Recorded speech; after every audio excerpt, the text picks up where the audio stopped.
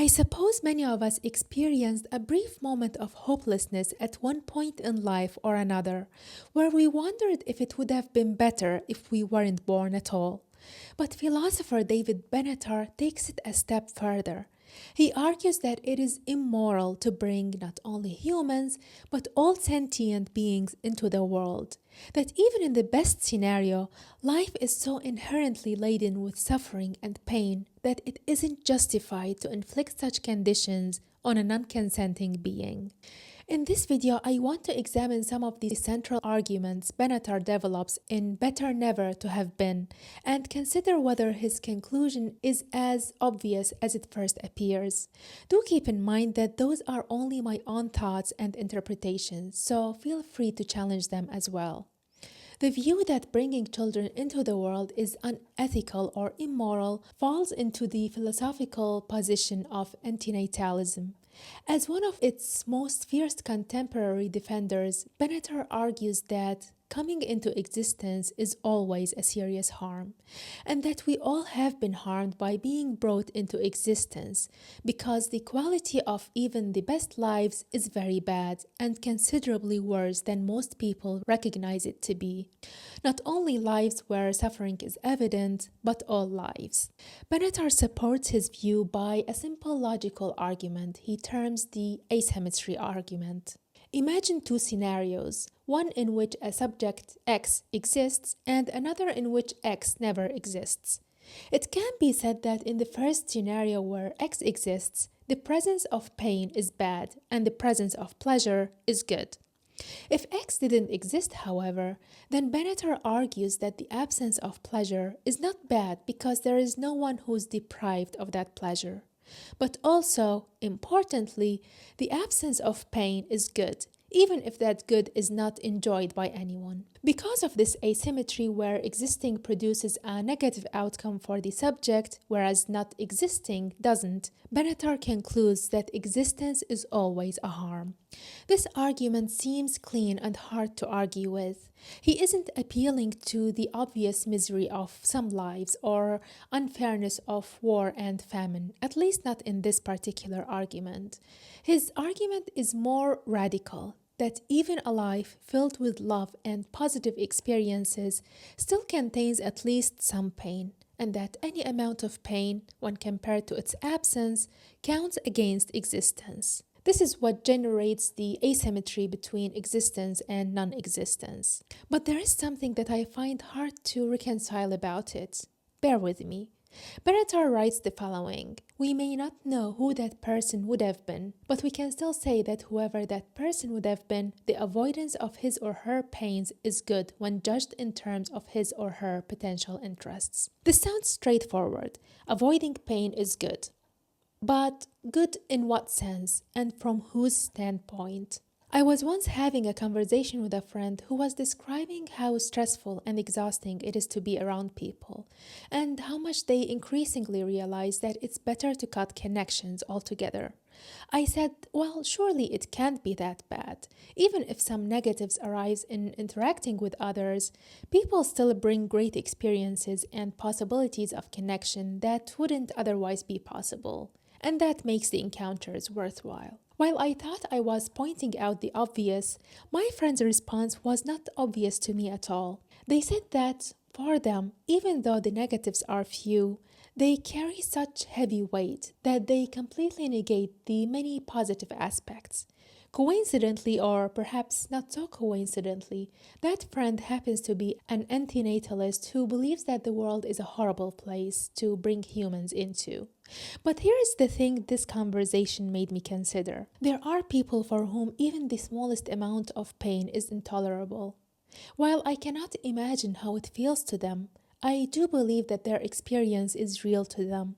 Similarly, there are others for whom those small pains are manageable, perhaps even negligible in light of larger goods. So, if pain can only be accessed phenomenologically, that is, on a first-person experience level, can we make a prior assessment about a non-existing person's experience? It is tempting to treat pain as a detachable negative value that exists separately from the consciousness that generates it. But lived experience shows that its weight is not fixed independently of the person living it. It is deeply embedded within larger complex narratives whose components simply don't operate in isolation. It can be interpreted and integrated into meaning, or it can be rejected. And if the badness of pain is inseparable from how it is experienced and endorsed or rejected by a subject, then preemptively declaring existence a harm assumes knowledge about a relationship that has not yet formed. One cannot possibly access the phenomenological verdict in advance, because while it seems logically clean to say that the mere potential presence of pain counts against existence, we cannot access in advance how that pain would be weighed or integrated by the person who would experience it. Benatar's argument further assumes that it is acceptable to say someone was harmed by being brought into existence, even if that person, having lived through joy and suffering alike, sincerely affirms their life. In fact, he argues that that very affirmation is a miscalculation on the person's part and clear psychological bias and a denial of how bad their life actually is. So, if we aren't convinced by the asymmetry argument, Benatar still strongly argues that all lives are bad and much worse than we realize, regardless whether someone describes their life as good and worth living. According to him, the reason we view our lives positively, if we do at least, is due to psychological phenomena like the Pollyanna principle and adaptation. You probably heard of the Pollyanna principle, our unconscious preference for optimism, where we tend to recall positive details more frequently. Benatar believes our lives are populated with various pains and frustrations that tend to blur out in the background due to our optimism bias. For example, the fact that we experience hunger and thirst on a daily basis, several times a day, and often have to wait some time until we can remedy these states, or that we feel too hot or too cold and have to adjust our clothing or the environment to fix that. There simply isn't a day where we feel the temperature is just right for the entire day. Not to mention various ailments that range in severity from headaches to cancer and disabilities. Even when it comes to our desires, they are simply laden with frustrations from the moment of their inception until their eventual actualization, which isn't even guaranteed, as many of our desires prove to be not possible within the limits of our circumstances, and we tend to settle for more compliant desires. Some of the examples Benatar gives include: we may desire a holiday, but have to wait until it arrives, and when we finally have the holiday, we would have to face the frustration of it ending, or that one's desire to be married is eventually fulfilled, but then one gets divorced, and so on.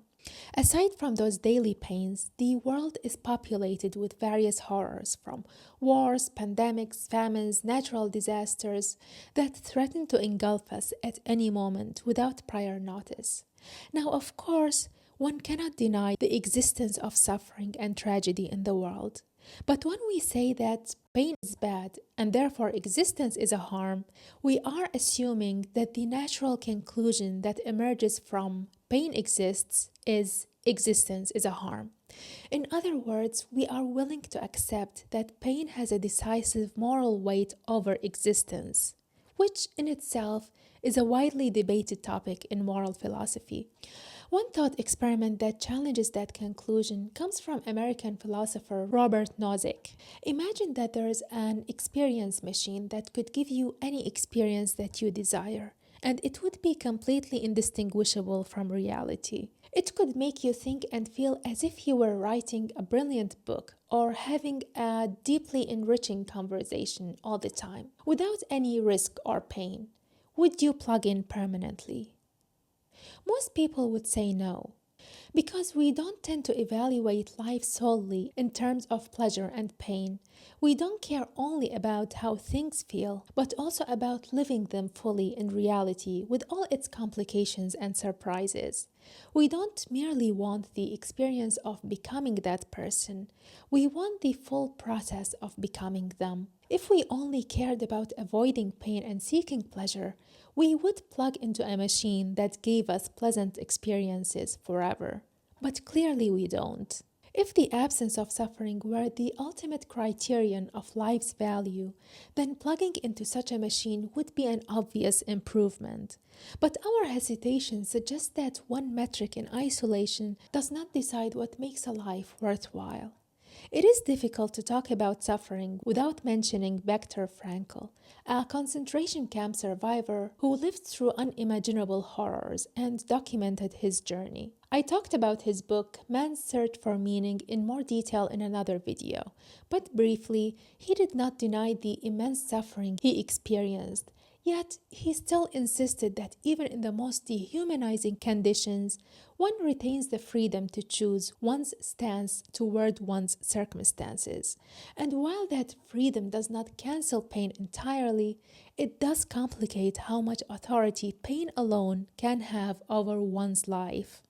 If suffering alone were sufficient to make a life not worth living, then the lives of those who endured the camps and other horrors would be straightforwardly worse than non existence.